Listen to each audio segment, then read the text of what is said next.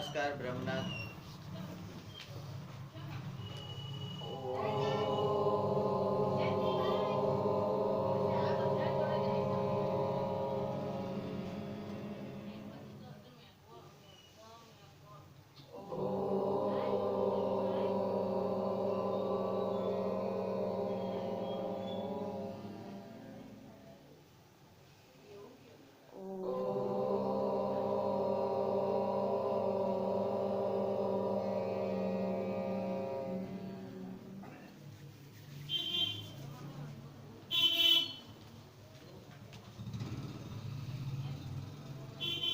नमस्कार। श्री केशव केळवणी ट्रस्ट संचालित श्री सरस्वती विद्या मंदिर महेमदाबाद थी हूँ डॉक्टर नीरव शाह આપણે ધોરણ 10 ના વર્ષ 19-20 ના વિજ્ઞાન વિષયના પ્રકરણ 4 કાર્બન અને તેના સંયોજનોનો અભ્યાસ કરીએ છીએ। કાર્બન અને તેના સંયોજનોના આ પ્રકરણમાં આપણે ટોપિક 4.2 કાર્બનનો સર્વતોમુખી સ્વભાવ એ આપણે જોઈએ છે। એમાં આપણે 4.2.1 સંતૃપ્ત અને અસંતૃપ્ત હાઇડ્રોકાર્બન એટલે કાર્બન સંયોજનો જેને આપણે હાઇડ્રોકાર્બન સંયોજનો કહીએ છીએ એનો અભ્યાસ કર્યો। હવે આપણે જે 4.2.3 એ ટોપિક આપણે ભણવાના છે એનું હેડિંગ છે તમે મારા મિત્ર બનશો। Will you be my friend? Yes. એક જ બોલ્યું yes. તો બાકી બધા શું ફ્રાય એન્ડ બનવાના છે? અહીંથી પૂરું એટલે તળીને પૂરું। તો will you be my friend? Yes. Yes. કેમ મારી જોડે ભાઈબંધી કરવાની? તો કે જુઓ, કાર્બન ખૂબ જ મૈત્રીપૂર્ણ તત્વ છે, બધા જ જોઠાવે ને। અત્યાર સુધી આપણે કાર્બન અને હાઇડ્રોજન, કાર્બનનું હાઇડ્રોજન સાથે એના સંયોજનો આપણે જોયા, પરંતુ કાર્બન અન્ય તત્વો કયા કયા? તો કે હેલોજન, ઓક્સિજન, નાઇટ્રોજન અને સલ્ફર। હેલોજન, ઓક્સિજન, નાઇટ્રોજન અને સલ્ફર આ કાર્બન હાઇડ્રોજન સિવાય આટલા બીજા તત્વો સાથે પણ બંધ બનાવે છે। એટલે આ કાર્બનની ખાલી હાઇડ્રોજન સાથે પ્રક્રિયા થાય છે એવું નથી, એના સંયોજનો બને છે એવું નથી। કાર્બનની હેલોજન સાથે પ્રક્રિયા બને છે, ઓક્સિજન સાથે પ્રક્રિયા બને છે, નાઇટ્રોજન સાથે પ્રક્રિયા બને છે અને પેલા સલ્ફર સાથે પણ પ્રક્રિયા બને છે। શું કરે છે તું? તે ખુરશી પર કઈ લખેલું છે? પણ એ અત્યારે તારા ભણવામાં અભ્યાસક્રમમાં આવે છે કે ચોટેલું ઉખાડે એમ? તો અંદર ધ્યાન રાખને।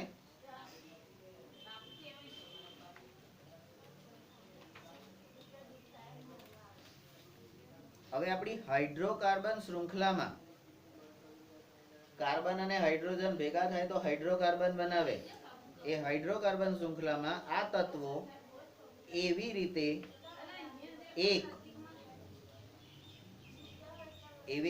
એક અથવા તો વધુ હાઇડ્રોજન વિસ્થાપન કરી શકે છે કે જેથી કાર્બનની સંયોજકતા સંતોષાયેલી રહે। એટલે આ લોકો હાઇડ્રોકાર્બન સંયોજનો એટલે કાર્બન અને હાઇડ્રોજનનું જે સંયોજન હોય છે, પેલું ઇથેન, ઇથાઇન, ઇથીન, બરાબર, આવા જે છે એની અંદર કોઈ પણ એક હાઇડ્રોજનને ત્યાંથી કાઢી લે છે અને એની જગ્યાએ પોતે બેસી જાય છે, અથવા તો બે હાઇડ્રોજનને કાઢી લે છે અને અંદર પોતે બેસી જાય છે, બરાબર। તો એવી રીતે હાઇડ્રોકાર્બન સાથે જોડાઈ જાય છે। આવા સંયોજનોમાં હાઇડ્રોજનનું વિસ્થાપન કરતા તત્વને, જે તત્વ દ્વારા હાઇડ્રોજનનું વિસ્થાપન થાય છે એને વિષમ પરમાણુ કહેવામાં આવે છે, જેને અંગ્રેજીમાં હિટ્રોએટમ હીટરો એટમ તરીકે ઓળખવામાં આવે છે. નંબર 6. અને આ વિષમ પરમાણુઓ એ કોષ્ટક 4.3 માં દર્શાવ્યા પ્રમાણેના કેટલાક સમૂહોમાં હાજર હોય છે. નંબર 7. આ વિષમ પરમાણુઓ અને તેમને સમાવતા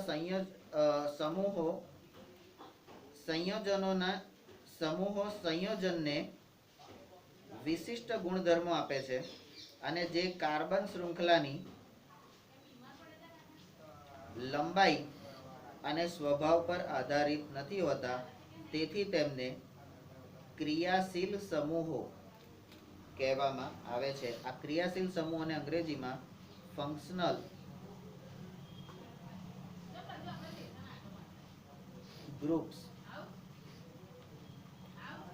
ગ્રુપ કહેવામાં આવે છે. નંબર 9. કેટલાક મહત્વના ક્રિયાશીલ સમૂહો કોષ્ટક 4.3 માં દર્શાવેલા છે. સમૂહની મુક્ત સંયોજકતા અથવા સંયોજકતાઓ એકલ રેખા દ્વારા દર્શાવવામાં આવે છે અને આ ક્રિયાશીલ સમૂહ એ આ સંયોજકતા દ્વારા એક હાઇડ્રોજન પરમાણુ અથવા પરમાણુઓનું વિસ્થાપન કરીને કાર્બન શૃંખલા સાથે જોડાયેલા રહે છે. આપણે અત્યાર સુધી જે હાઇડ્રોકાર્બન સંયોજનો ભણ્યા, તો એમાં આલ્કેન ભણ્યા, આલ્કીન ભણ્યા અને આલ્કાઇન ભણ્યા. 3 પ્રકારના ભણ્યા. હવે એ જ રીતે એ તત્વોમાંથી એક હાઇડ્રોજનને અંદરથી લઈને પોતે અંદર જતો રહે, 2 હાઇડ્રોજનને લઈને અંદર પોતાના 2 અણુ મૂકી દે, એવા જે સમૂહો છે એને ક્રિયાશીલ સમૂહો કે. હાઇડ્રોકાર્બન એ સ્થાયી સંયોજન છે અને સ્થાયી સંયોજનને એમાંથી અણુ છૂટો પાડીને એ જગ્યાએ પોતે બેસી જઈ શકે, તો જે ક્રિયાશીલ હોય ને એ જ આવું કરી શકે, જે એક્ટિવ હોય એ જ કરી શકે. બાકી પોદરાની જેમ બેહી રહેતા હોય એ લોકો આવું કરી શકે નહીં. તો એને અહીંયા ક્રિયાશીલ સમૂહ કહેવામાં આવે છે. આ ક્રિયાશીલ સમૂહમાં કયા સમૂહો? તો 4.3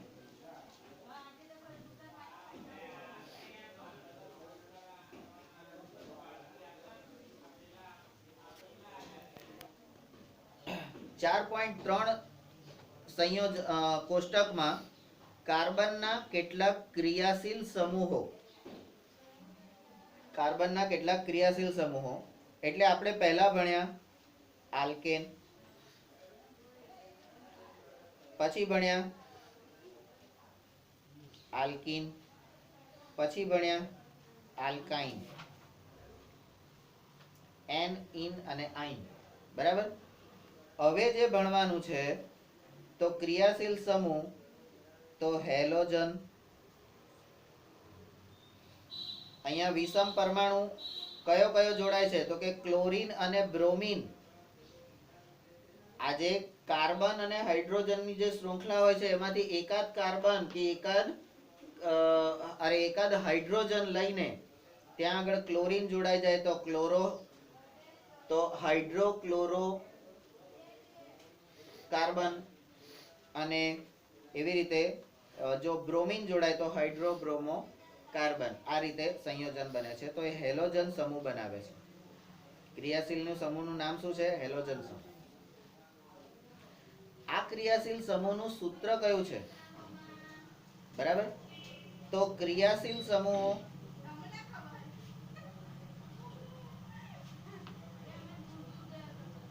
બરાબર. ક્રિયાશીલ સમૂહમાં તો અહીંયા આપેલું છે વિષમ પરમાણુ. તો વિષમ પરમાણુ ક્લોરીન અથવા તો બ્રોમીન હેલોજન સમૂહ બનાવે છે. અહીંયા શું કરે છે? તો આ Cl અને Br હાઇડ્રોજન પરમાણુ માટેના વિસ્થાપિતો છે. જે હાઇડ્રોજનને વિસ્થાપિત કરે એને વિસ્થાપિતો કહેવાય. બરાબર. Number 2 oxygen. તો હવે આવ્યું ઓક્સિજન. એટલે હાઇડ્રોજનની જગ્યાએ હવે ઓક્સિજન તત્વ જોડાય છે. એકાદ હાઇડ્રોજનની જગ્યાએ ઓક્સિજન તત્વ જોડાય છે અને ઓક્સિજન તત્વ જોડાય ત્યારે એ બીજા બે સમૂહો બનાવે છે. ક્રિયાશીલ સમૂહો કયા હશે? તો કે એક આપણો ફેવરેટ આલ્કોહોલ અને બીજો આલ્ડીહાઇડ.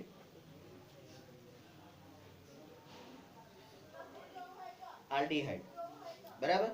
હવે આલ્કોહોલ જે સમૂહ છે, આલ્કોહોલ સમૂહ એ OH સમૂહથી, એટલે કોઈ પણ તત્વની પાછળ OH આવે, OH તો NaOH પાછળ OH આવ્યું બરાબર. પણ અહીંયા ખાલી એકલું OH એ રીતે NaOH વાળું નહીં, આપણે કાર્બન અને હાઇડ્રોજન તો જોઈએ જ, એટલે CH અને OH, CH અને OH એટલે કાર્બન, હાઇડ્રોજન અને OH આ ત્રણેય પરમાણુ ભેગા થઈને કંઈક બનાવે તો એ આલ્કોહોલ પરમાણુ થશે. અને ઓલ એટલે મેં આગળ પણ કીધું હતું, ઓલ એટલે ડેટોલ. ઓલ એટલે ડેટોલ. એના પહેલા ઇન તો આયોડીન, આયોડીન, આયોડીનનું ડેટોલ બરાબર. પછી આવશે ઓન, જો અહીંયા નીચે આવે છે કીટોન. તો આલ્કોહોલ, આલ્ડીહાઇડ, આલ્ડીહાઇડ સમૂહમાં શું હોય છે? તો કે એક હાઇડ્રોજનને વિસ્થાપિત કરી ડબલ બોન્ડ બનાવી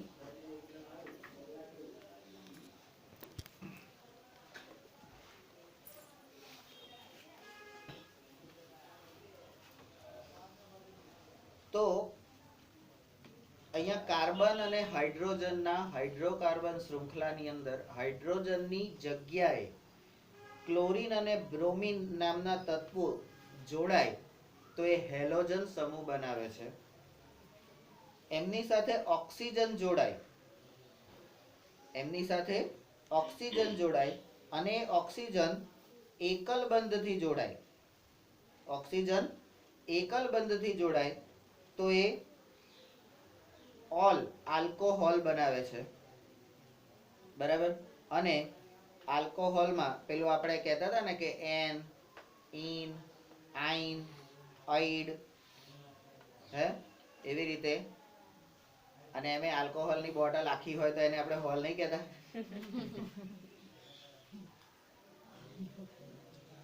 હે હોલ, હાફ, ક્વાર્ટર યુ, ક્વાર્ટર યુ પેલું નાનું બરાબર, અને પછી પાઉચ છેલ્લે. તો આલ્કોહોલ. હવે ઓક્સિજન એ દ્વિબંધથી જોડાય છે. ઓક્સિજન આ હાઇડ્રોકાર્બન સાથે દ્વિબંધથી જોડાય છે તો એ આઇડ બની જાય છે. આઇડ, આઇડ, આલ્ડીહાઇડ બનાવે છે બરાબર. પછી આ જ ઓક્સિજન એક કાર્બન સાથે ડબલ બંધ, દ્વિબંધ થી જોડાય છે તો એક કીટોન, કીટોન સમૂહ બનાવે છે. પણ ત્યારે એની જોડે હાઇડ્રોજન હોતો નથી, હાઇડ્રોજનને કમ્પ્લીટલી ગાયબ કરી દે છે. આ જ ઓક્સિજન એ કાર્બન અને હાઇડ્રોજન એટલે બંને પ્રકારના બંધ, એટલે એકલ બંધ, દ્વિબંધ અને બે ભેગા થાય તો ત્રિબંધ અને ચાર ભેગા થાય તો નિબંધ બરાબર. તો એકલ બંધ, દ્વિબંધ અને ત્રિબંધ ત્રણેય રીતે જોડાય તો એ કાર્બોક્સિલિક એસિડ, કાર્બોક્સિલિક એસિડ સમૂહ બનાવે છે બરાબર. એટલે આ પ્રકરણમાં આપણે જે આગળ આલ્કેન, આલ્કીન અને આલ્કાઇન ભણ્યા એ સિવાય હવે આપણે ભણવાના છે હેલોજન, આલ્કોહોલ, આલ્ડીહાઇડ, કીટોન અને કાર્બોક્સિલિક એસિડ. 1 2 3 4 અને 5 સમૂહો બીજા આપણે ભણવાના છે. બરાબર. પણ આપણે ભણવાના છે કે નહીં એ ખબર નથી, ખાલી માહિતી માટે પણ આટલું આપેલું હોય પહેલાના ધોરણોમાં. એટલે ગયા વર્ષ સુધી આ ભણવાના હતા. તમને ખાલી માહિતી આપેલી છે. બરાબર છે. 4.2.4 સમાન ધર્મી શ્રેણી, હોમોલોજસ સિરીઝ.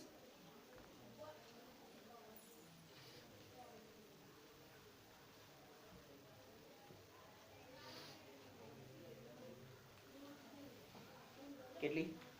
15. બહુ ટાઈમ છે નહીં હજી. હોમોલોજસ સિરીઝ. તમે જોયું કે કાર્બન પરમાણુઓ એકબીજા સાથે જોડાઈ અને અલગ અલગ લંબાઈની શૃંખલાઓ બનાવે છે. નંબર 2, આવી શૃંખલાઓ શાખીય પણ હોઈ શકે છે. વધુમાં આ કાર્બન શૃંખલાઓ પર રહેલ હાઇડ્રોજન પરમાણુઓને ઉપર દર્શાવેલ ક્રિયાશીલ સમૂહો પૈકી કોઈપણ સમૂહ દ્વારા વિસ્થાપિત કરી શકાય છે. એટલે હાઇડ્રોકાર્બનમાંથી હાઇડ્રોજનને કોણ દૂર કરી શકે? તો આ ક્રિયાશીલ સમૂહો. ક્રિયાશીલ સમૂહ એને દૂર કરી શકે. બરાબર છે. તો નંબર 3 પછી નંબર 4. હવે આલ્કોહોલ જે છે અહીંયા થોડીક તમને સમજૂતી આપી છે. આલ્કોહોલ જેવા ક્રિયાશીલ સમૂહોની હાજરી એ કાર્બન સંયોજનના ગુણધર્મો ધરાવે છે. કાર્બન સંયોજનના ગુણધર્મો ધરાવે છે કારણ કે એની અંદર ઓક્સિજન એક જ હોય છે. બરાબર છે. Single bond.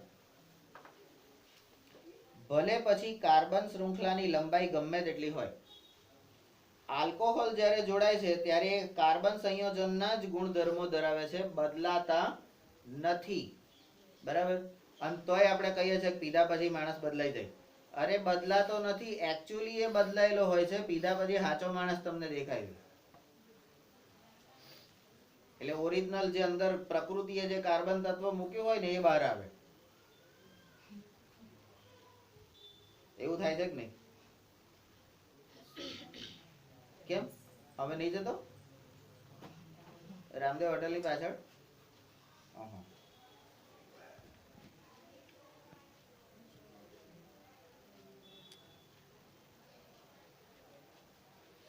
ઉદાહરણ તરીકે CH3OH, C2H5OH. અહીંયા તમે જોઈ શકો CH3OH એટલે આપણું CH4 હતું મિથેન. એ મિથેનને અંદરથી એક હાઇડ્રોજન વિસ્થાપિત થઈ અને OH સમૂહ લાગ્યું એટલે મિથેનોલ થઈ ગયું.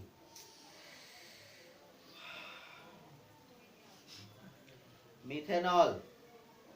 અને મિથેનોલ એટલે આપણો ઓરિજિનલ પહેલી ધારનો એ મિથેનોલ. બરાબર. પછી C2H5 જે C2H6 હતું એની જગ્યાએ C2H5 થઈ ગયું અને OH સમૂહ જોડ્યા. બરાબર. C3H7 જે 8 હતું એ 7 થઈ ગયું. બરાબર. અને C4H10 હતું એની જગ્યાએ C4H9OH ના રાસાયણિક ગુણધર્મોમાં ઘણી સમાનતા છે.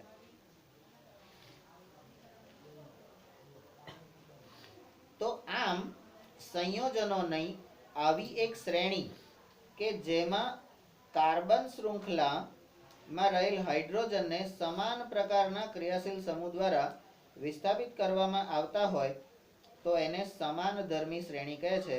તો અહીંયા સમાન ધર્મી શ્રેણીની વ્યાખ્યા. સમાન ધર્મી શ્રેણીની વ્યાખ્યા કે બધાનો ધર્મ એક. બધાનો ધર્મ એક. બરાબર. આ ચૌહાણ, આ સોડા, આ ઠાકોર, આ બામણ, પેલો આદિવાસી, પેલો મારવાડી, પેલો જંગલી, પેલો વાઘેલા. બરાબર. પેલો મુસલમાન, પેલો શું નામ? હા બાકોર, ડાકોર જે હોય. બરાબર. આ બધાનો એક જ ધર્મ કયો? આપણે બધા કોણ? માણસ.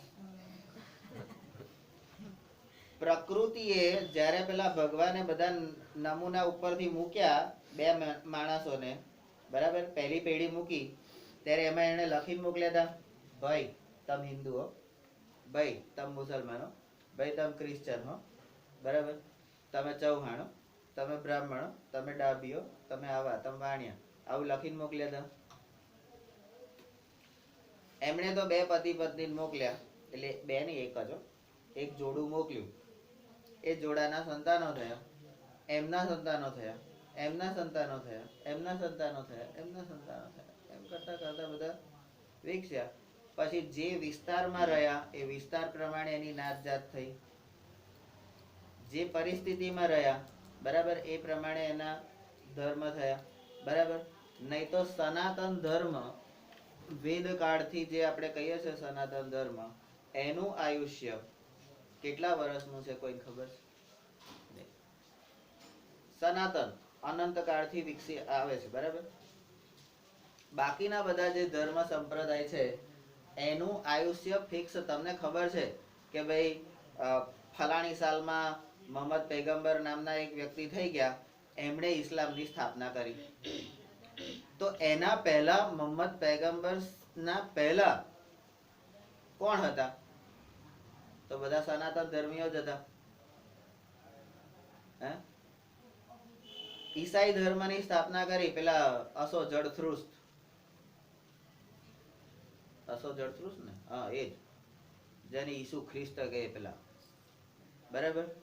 બે ખીલા ઠોકી નતા દીધા ચારે બાજુ,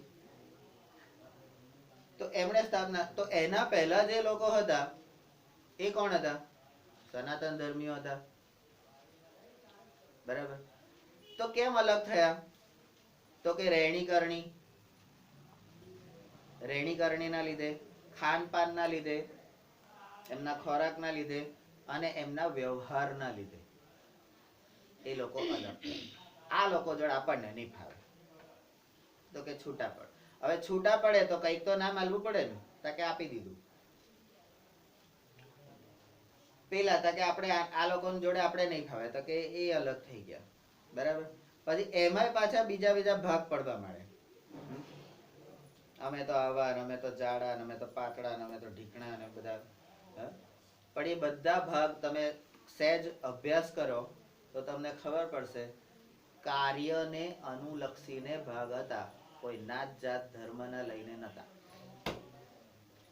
કાર્યને તમે કયું કામ કરો છો એ પ્રમાણે તમારી નાત થતી હતી, તમે કયું કામ કરો છો એ પ્રમાણે તમારી જાત થતી હતી. એ તમારો કામ એ ધર્મ હતો, આપણું કામ એ આપણો ધર્મ હતો. પણ આપણે બધાએ શું કર્યું? ધર્મમાંથી કામને હટાઈને એકલો ધર્મ પકડી રાખ્યો. અમે આવા, તો મારા બાપાને કેટલા ટકા? તમે જેવા હોય એવા, બરાબર. મારે શું, મને કોઈ ફેર પડવાનું? બસ ત્યાર પછી તો અહીંયા આ ક્રિયાશીલ સમૂહો જે છે એ ક્રિયાશીલ સમૂહમાં સમાન ધર્મી શ્રેણી એટલે કાર્બન અને હાઇડ્રોજનની સાથે એક હાઇડ્રોજનના વિસ્થાપનથી આલ્કોહોલ સમૂહ બને છે. અને એ સમૂહમાં કાર્બનની શૃંખલા ગમે તેટલી લાંબી હોય અથવા તો ગમે તેટલા સંયોજનો એના બને, પણ એ બધાના ગુણધર્મો એ કેવા હોય? સમાન હોય. કોઈ એમ કહેશે કે ખાલી હિન્દુઓમાં જ જન્મ અને મરણ હોય છે, બાકી બધા નહીં હોતું. શું આ બધા અમરપટ્ટો લખાઈને આવ્યા છે?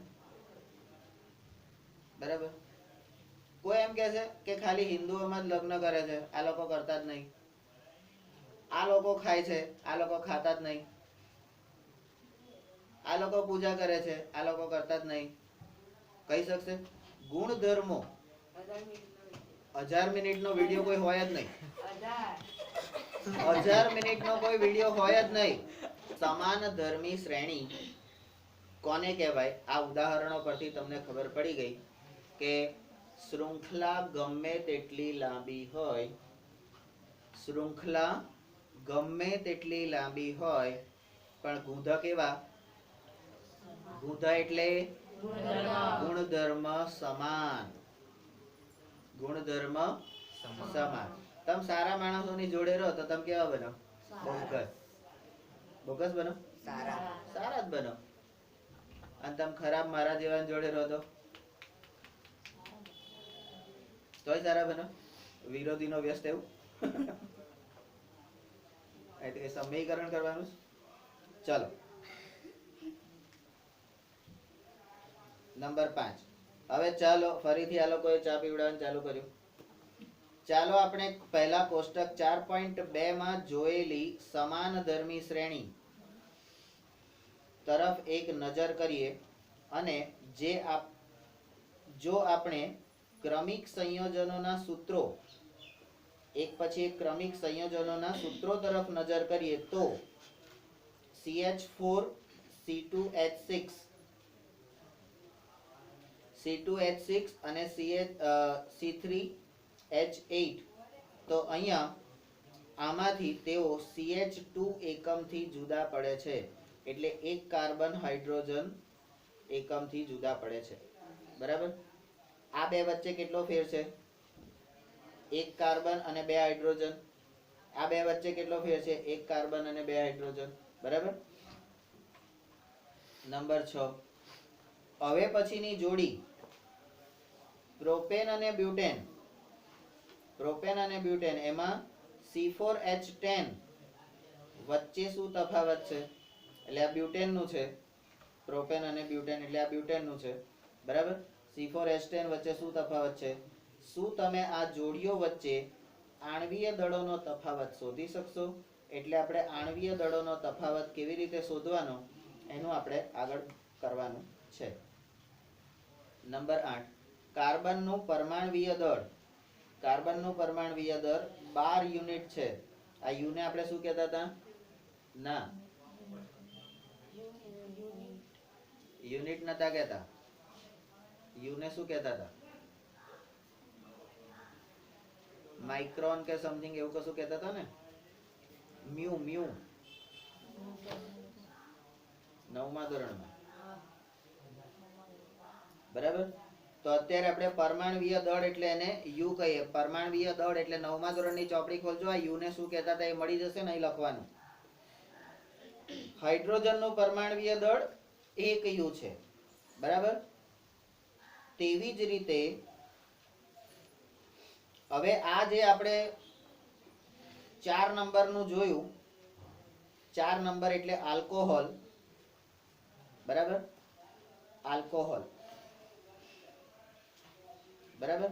તો અહીંયા આ સી પછી આ ડી, ઈ, એફ અને જી. બરાબર. હવે નંબર 5. હવે આલ્કીન.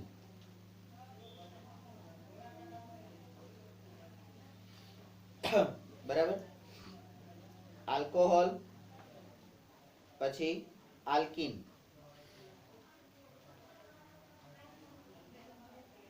અરે સોરી, અહીંયા આગળ સમાનધર્મી શ્રેણી છે ને એટલે 4 પછી આ 5. 5માં A, B અને C અને હવે આ 6. બરાબર. આલ્કોહોલ આ છે આપણું આલ્કેન, કારણ કે CH4 છે ને, મિથેન ઇથેન વાળું. હવે આલ્કીન આવ્યું. હવે આલ્કીનની સમાનધર્મી શ્રેણી આપણે લેવાની છે. શ્રેણીનો પ્રથમ સભ્ય ઇથીન છે. આલ્કીન શ્રેણીનો પ્રથમ સભ્ય કોણ છે? ઇથીન. અને જે વિભાગ 4.2.1 માં જ આવી ગયેલ છે. આ ઇથીનનું સૂત્ર શું છે? તો ઇથીનનું સૂત્ર શું છે? આપણે કઈ ગયો? ઇથીન ઇથીન ઇથીન ઇથીન હા C2H4. ઇથીનનું સૂત્ર શું છે? C2H4.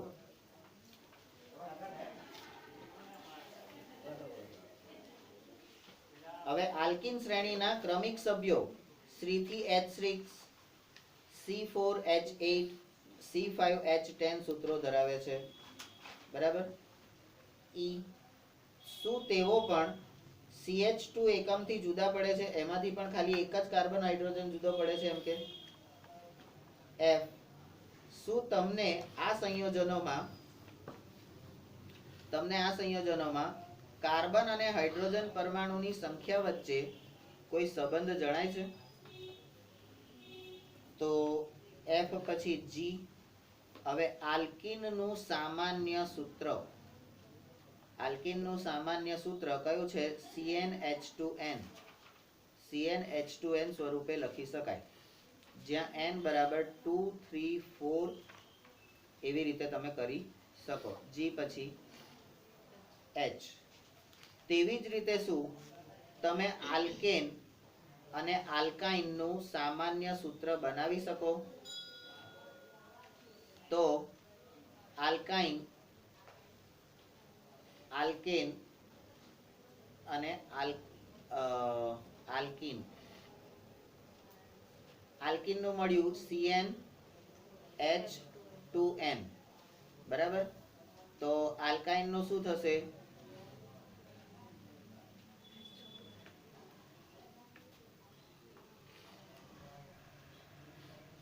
તો આને CN+1 અને H2n+1 આવું કંઈક થશે, બરાબર.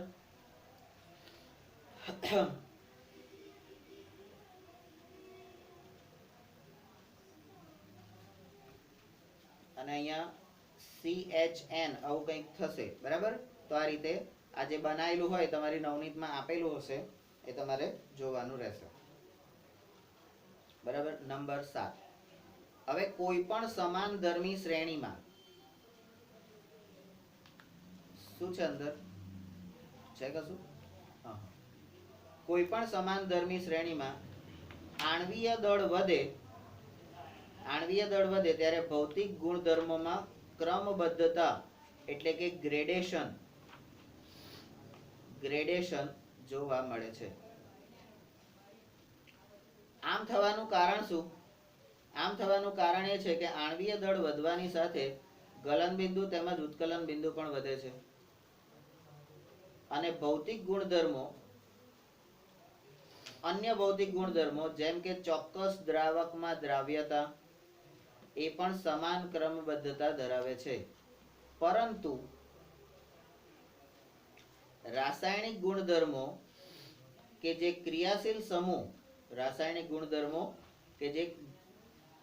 ક્રિયાશીલ સમૂહ દ્વારા જ નિર્ધારિત થાય છે તે આ સમાનધર્મી શ્રેણીમાં એક સમાન જળવાઈ રહે છે, બરાબર. એટલે ભૌતિક ગુણધર્મો છે એ ક્રમબદ્ધતા દર્શાવે છે. ક્રમબદ્ધતા એટલે શું?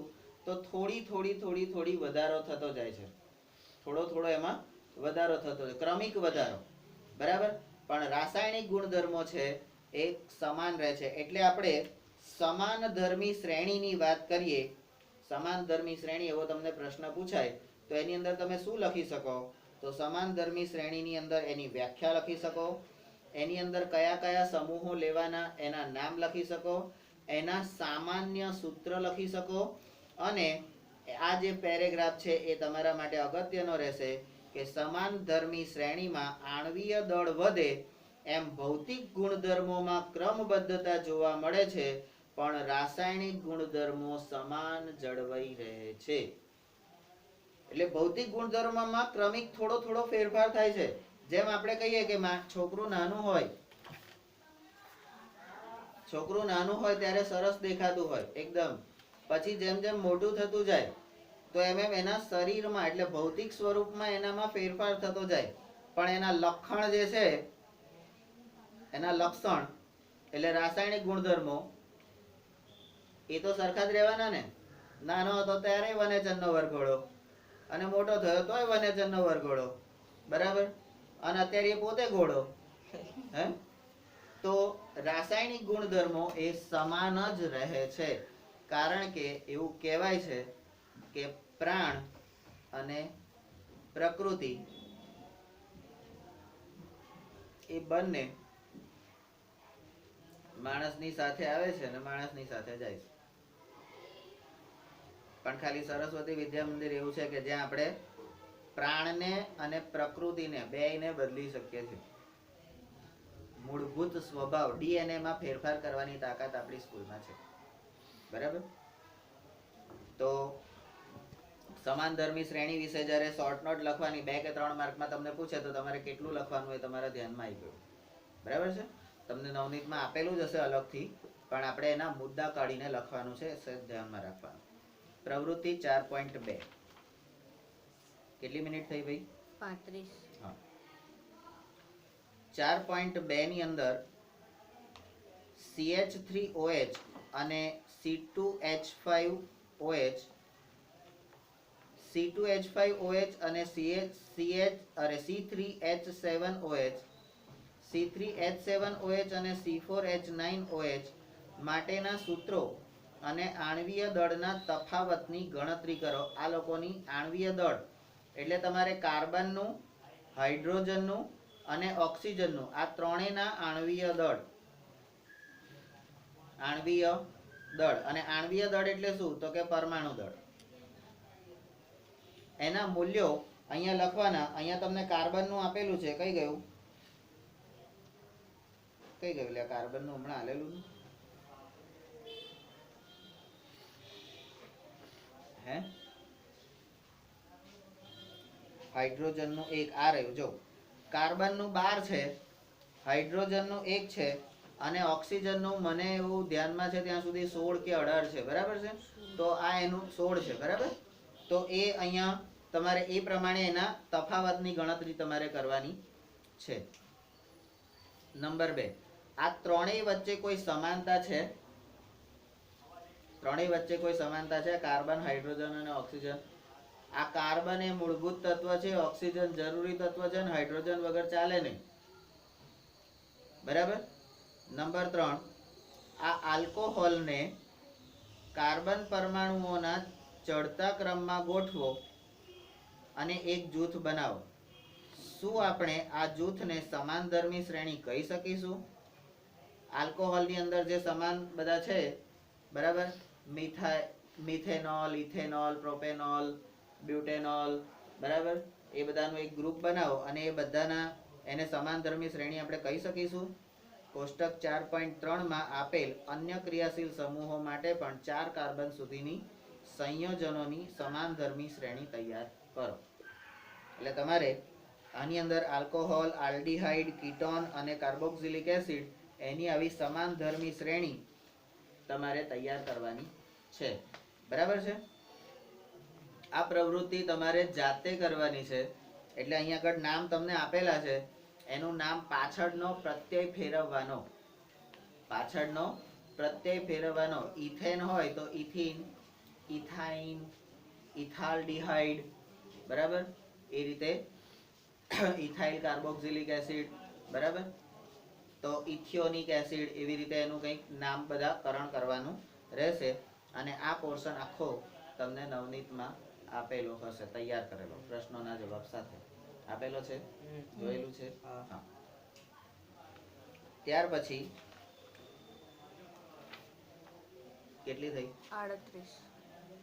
તો અહીંયા આપણે કટ કરીએ છીએ.